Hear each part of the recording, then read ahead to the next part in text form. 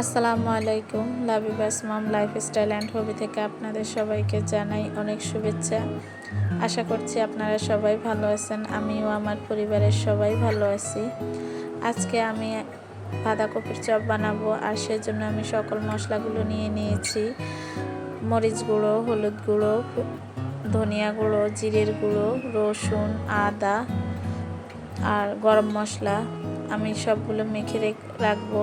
আর এখানে বেসন আর চাউলের গুঁড়ো রেখে দিয়েছি, যেহেতু আমি সকালে নাস্তা বানাবো তো রাত্রে কিছুটা এগিয়ে রেখেছি, কারণ বাচ্চার জন্য সকালে উঠেই সকল কাজ করা যায় না। ওকে ঘুম পাড়িয়ে তারপরে আমি উঠে সেগুলো কেটে রেখেছি।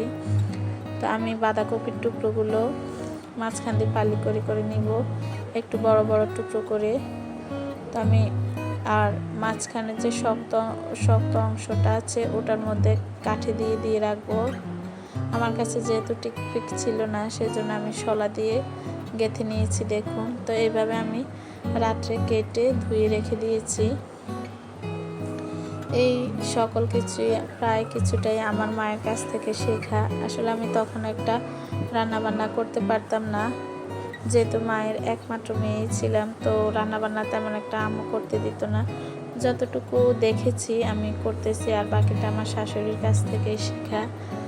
আমি তেমন একটা রান্নাবান্না করতে পারতাম না। আসলে আজকে বুঝি মায়ের না থাকার যে কত কষ্ট।